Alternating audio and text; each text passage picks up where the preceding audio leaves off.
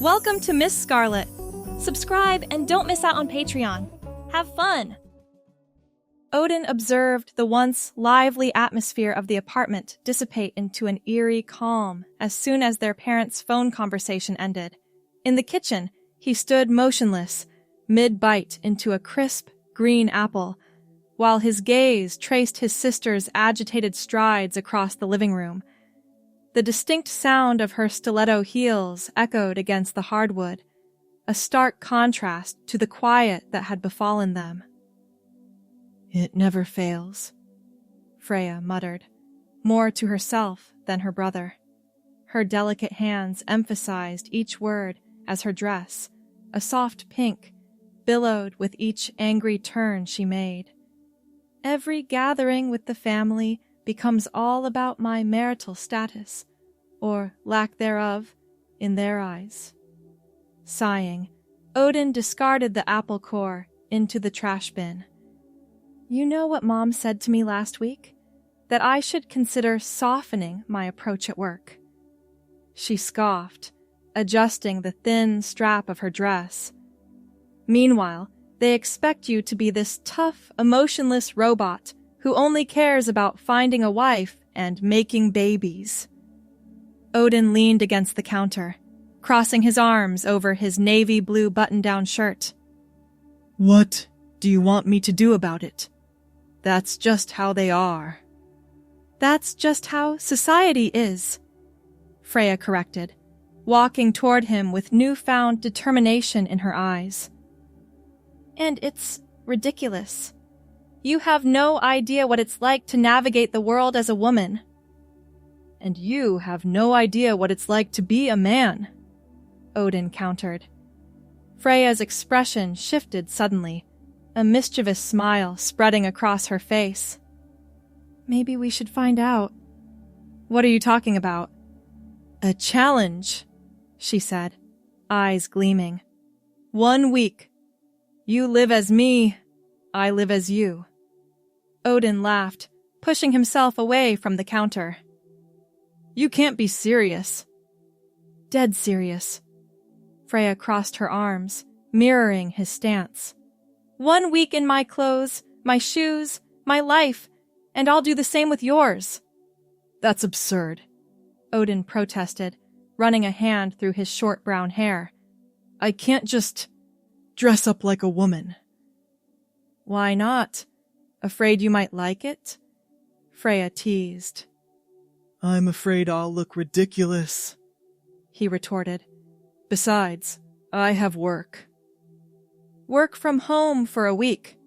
You've done it before." Freya was relentless. "Unless you're chicken." Odin narrowed his eyes. His sister knew exactly how to push his buttons. They'd been challenging each other since childhood, neither willing to back down. "Fine. 1 week. But when I win..." "Win what? It's not a competition."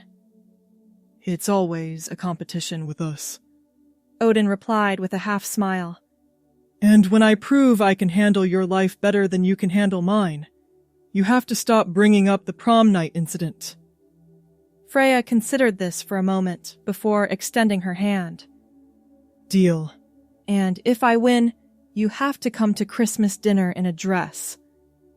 "That's not happening," Odin scoffed. "We'll see." Freya smirked. "The challenge starts tomorrow morning. I'll bring over everything you need tonight." True to her word, Freya arrived later that evening with several large suitcases. Odin watched in growing horror as she unpacked an assortment of dresses, skirts, blouses, and accessories across his bed. "You can't be serious," he muttered as she held up a floral sundress against his chest. "Dead serious," Freya replied. "Now, let's talk makeup." The next morning arrived far too quickly. Odin stared at the outfit Freya had laid out for him. A pastel pink dress similar to the one she'd worn yesterday, complete with white kitten heels and a delicate silver necklace.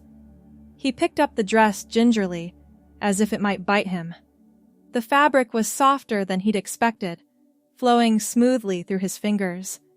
After several minutes of internal debate, he finally stepped into it, struggling with the zipper before finally securing it. The mirror revealed a strange hybrid, his masculine frame draped in feminine clothing. The dress hung awkwardly on his shoulders, not quite fitting right across his chest. The hem stopped just above his knees, revealing hairy legs that looked completely out of place beneath the delicate fabric. "This is ridiculous," he muttered, attempting to adjust the neckline to cover more of his chest. He reluctantly slipped his feet into the kitten heels, immediately wobbling and grabbing the wall for support. His phone buzzed with a text from Freya. "Don't forget makeup! Tutorial videos in your email." Grumbling, Odin made his way to the bathroom, where Freya had arranged various cosmetics on the counter. Following the tutorial proved more challenging than expected. After 30 minutes of frustration, he had managed a passable application of foundation, though his attempts at eyeliner had resulted in what looked like raccoon eyes. "This is impossible," he complained during their video call check-in.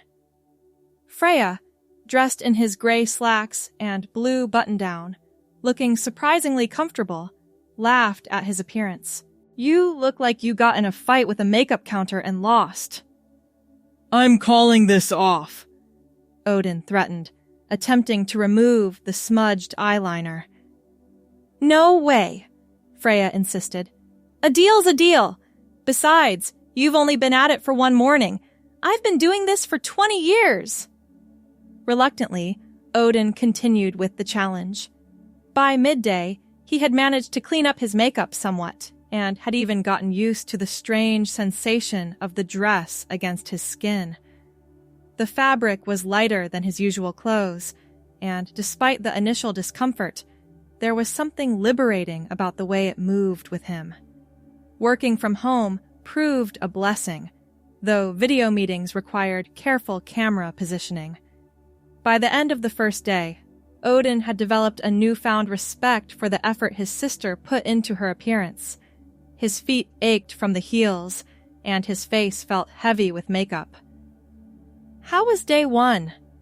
Freya asked when she stopped by to check on his progress. Odin had changed into a silk nightgown she'd packed for him, another strange sensation against his skin. "Exhausting," he admitted.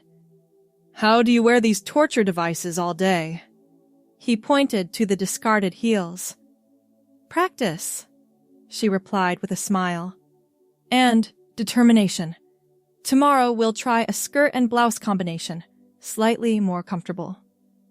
As promised, the next day's outfit consisted of a lavender blouse and a black A-line skirt. Odin was surprised to find this combination considerably more manageable than the dress. The skirt provided more freedom of movement, and the blouse, while still distinctly feminine with its soft fabric and slightly puffy sleeves, felt less exposing than the dress had. His makeup application improved marginally, though he still avoided the eyeliner. The foundation helped smooth out his stubble, which he'd shaved meticulously that morning.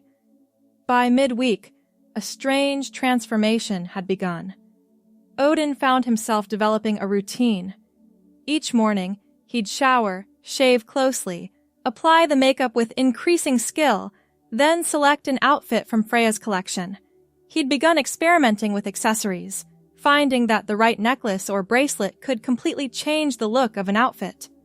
"You're getting better at this," Freya remarked during their daily check-in. She was wearing his favorite navy suit, her short hair slicked back. "Almost like you're enjoying it."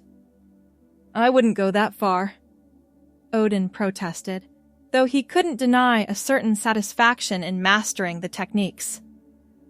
"But I'm not hating it as much as I thought I would." That afternoon, Freya sent over a tutorial on hairstyling. Odin's brown hair had always been kept short, but there was just enough length to work with. Following the instructions, he managed to create a small, feminine updo with the help of numerous bobby pins and a lot of hairspray. Looking in the mirror, he barely recognized himself. The person staring back had his features, but looked distinctly feminine. From the carefully styled brown hair to the subtle makeup and the floral sundress that now hung more naturally on his frame after a few adjustments Freya had helped him make. Something shifted inside him that evening as he practiced walking in heels around his apartment. With each step, he felt less like Odin pretending to be someone else, and more like someone new emerging. The name Catalina popped into his mind suddenly, a character from a book he'd read years ago. On day 5, he texted Freya. I think I want to be called Catalina for the rest of the challenge. Freya called immediately. Catalina? She questioned, sounding surprised. It feels right. Odin, now Catalina, explained, adjusting the pencil skirt she'd chosen for the day. If I'm going to do this, I might as well fully commit. The weekend arrived, and with it came the most challenging part of the experiment, going outside. Until now, Catalina had remained in the apartment, venturing only onto the balcony for fresh air. We need groceries, Freya insisted during her visit. And you can't hide in here forever. Catalina stared at her reflection in the full-length mirror. She wore a comfortable maxi dress in a deep burgundy color, paired with flat sandals that Freya had mercifully provided as an alternative to the heels. Her brown hair was loosely styled, framing her face softly. The makeup had become second nature. Foundation, a touch of blush, mascara, and lip gloss. What if someone recognizes me? She asked, anxiety bubbling up. That's kind of the point, Freya replied. To experience how differently the world treats you. The grocery store expedition proved both terrifying and illuminating. Catalina felt eyes on her constantly, though it was impossible to tell whether people were staring because they recognized her as Odin or because they saw something amiss in her presentation as a woman. A young man held the door open for her with a smile. An elderly woman commented positively on her dress. A store clerk asked if she needed help reaching something on a high shelf, something that had never happened when she shopped as Odin. See? Freya said as they unloaded groceries back at the apartment. The world treats us differently. It's not always bad, but it's definitely different. That night, as the challenge neared its end, Catalina carefully hung up the clothes she'd worn that day. Her fingers lingered on the lavender blouse and black A-line skirt combination. Something about those pieces felt especially right, the way the skirt flared just slightly at her knees, how the blouse's color complemented her skin tone. On the final morning of the challenge, Freya arrived early. So, ready to go back to being Odin? She asked, leaning against the kitchen counter as Catalina prepared coffee, moving with a grace in her flowing white dress that hadn't existed a week ago. Catalina hesitated, stirring her coffee slowly. Actually, she began, I was wondering if I could keep a few of these outfits. Freya's eyebrows shot up. Keep them? Just a couple, Catalina clarified quickly. The lavender blouse and the black skirt. Maybe that blue dress with the white dots. A moment of silence stretched between them before Freya spoke again. Odin, is there something you want to tell me? Catalina stared into her coffee cup. I don't know, she admitted. This week has been confusing, but also illuminating. I've felt more comfortable in my skin these past few days than I have in, well, maybe ever. Are you saying... I'm saying I need time to figure things out, Catalina replied. But yes, I think maybe Catalina isn't just a character I've been playing. Maybe she's been part of me all along. Freya reached across the counter and squeezed her hand. Whatever you decide, I'm here for you. Even if I decide to wear that pink dress to Christmas dinner? Freya laughed. Especially then. Mom and Dad might have a heart attack, but at least the conversation won't be about when you're getting married. The next few weeks were a period of exploration and self-discovery. Catalina began integrating feminine elements into her daily life gradually, starting with undergarments, then adding more visible pieces like the lavender blouse paired with jeans. She researched online, joined forums, and connected with others who had experienced similar journeys. Each step brought both anxiety and relief, like pieces of a puzzle finally finding their proper place. 1 month after the challenge ended, Catalina sat across from Freya at their favorite cafe. She wore the black A-line skirt with a cream-colored sweater, her growing brown hair now reaching past her ears, and styled femininely. Subtle makeup enhanced her features without calling attention to itself. "I've made a decision," she announced, fingers nervously tracing the rim of her coffee cup. "I'm going to transition. Fully, I mean. I've already started hormone therapy." Freya reached across the table, squeezing her hand. "I'm proud of you." "I'm terrified," Catalina admitted. "But also, I feel like I'm finally becoming who I was always meant to be." "Well, Catalina," Freya said with a warm smile. "Welcome to womanhood. The expectations are ridiculous, the double standards are infuriating, and the clothing options are both wonderful and terribly impractical. But I have to say, you wear it well." "Better than you expected when you issued that challenge, huh?" "Much better," Freya agreed.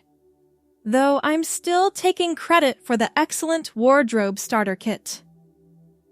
6 months later, Catalina stood before the mirror in her bedroom, hardly recognizing the person who stared back. The hormone therapy had softened her features, redistributed fat to create subtle curves, and given her skin a softer appearance. Her brown hair now reached her shoulders, styled in loose waves that framed her face. The lavender blouse and black A-line skirt, the first outfit she had truly felt comfortable in, still held a special place in her closet, though they now shared space with many other carefully selected pieces that expressed her evolving style. Her phone buzzed with a text from Freya. "Ready for dinner? Parents are expecting us at 7. Catalina took a deep breath, smoothing down her emerald green dress. A new purchase for the occasion. This would be the first time seeing their parents since beginning her transition. They knew, of course, that conversation had been difficult, but not disastrous. They were trying to understand, which was more than many in her situation received. "As ready as I'll ever be," she replied, applying a final touch of lip gloss. The doorbell rang, and Catalina opened it to find Freya standing there in a smart pantsuit, her short hair styled elegantly. "Look at us," Freya said, gesturing between them. "Who would have thought a silly 1-week challenge would lead to this?" Catalina smiled, grabbing her purse. "Sometimes the smallest decisions have the biggest impacts." "Speaking of impacts," Freya said, as they walked to her car, "I've been thinking about our parents. You know how they always had such rigid expectations for us both?" "How could I forget?" "Well, I realized something. Their expectations for you, finding a wife, having kids, being the man of the house. Those weren't about you. They were about them and their vision of what a son should be." Catalina nodded, sliding into the passenger seat. "And now they have to create a whole new vision." "Exactly," Freya agreed, starting the engine. "But here's the thing. Maybe this forces them to see us both as people, not just as roles they assigned us." The drive to their parents' house was filled with shared memories and gentle laughter. As they pulled into the driveway, Catalina felt a flutter of nervousness. "What if they don't recognize me?" she whispered. Freya turned off the engine and took her sister's hand. "They will. You're still you, Catalina. The best parts of you have always been there, regardless of how you presented to the world." Dinner was awkward at first. Their mother kept using the wrong name, catching herself with visible embarrassment each time. Their father was quiet, observing Catalina with an unreadable expression throughout the appetizer course. "So," he finally said, as their mother served the main course. "Catalina, Freya tells us you've been promoted at work." The use of her chosen name sent a wave of relief through Catalina. "Yes," she confirmed, smiling gratefully at her father. "The design team lead position opened up, and they offered it to me last week."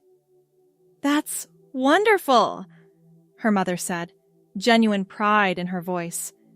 "You always had an eye for design, even as a child. Remember those elaborate Lego structures?" The conversation flowed more naturally after that, focusing on careers, current events, and family updates. The elephant in the room, Catalina's transformation, was acknowledged without becoming the only topic. By dessert, the atmosphere had relaxed considerably. As they were leaving, Catalina's father pulled her aside while Freya helped their mother clear the table. "I want you to know something," he said, his voice gruff with emotion. "This isn't easy for me to understand. But what is easy to understand is that you seem happier, more at peace. And that's what matters to me." Tears pricked at Catalina's eyes. "Thanks, Dad." He awkwardly patted her shoulder, then surprised her by pulling her into a hug. "You're my child," he said simply. "That hasn't changed." 1 year after the challenge that had changed everything, Catalina hosted a small gathering at her apartment. The space had transformed along with her. Gone were the stark bachelor furnishings, replaced with comfortable, elegant pieces that reflected her personality. Freya arrived first, bearing a gift-wrapped box. "Happy anniversary," she said, handing it to Catalina. "Anniversary? 1 year since the challenge that started it all," Freya explained. "Open it." Inside the box was a framed photograph, a side-by-side comparison of Odin in the pink dress on day 1 of the challenge, looking uncomfortable and slightly ridiculous, next to a recent picture of Catalina in a similar dress, confident and radiant.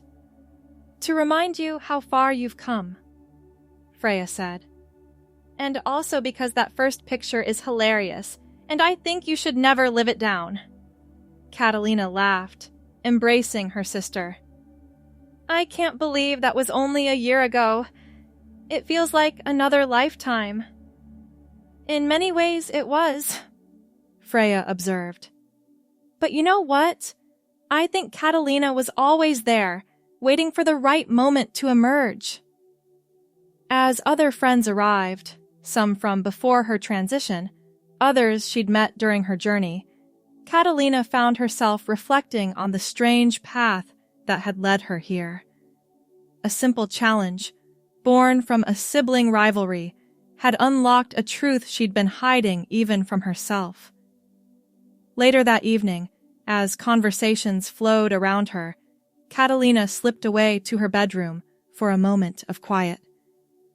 She opened her closet and ran her fingers along the lavender blouse and black A-line skirt, now carefully preserved but rarely worn as her style had evolved.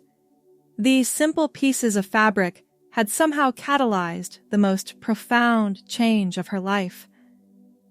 Catalina smiled at the thought, closing the closet door gently before rejoining her guests.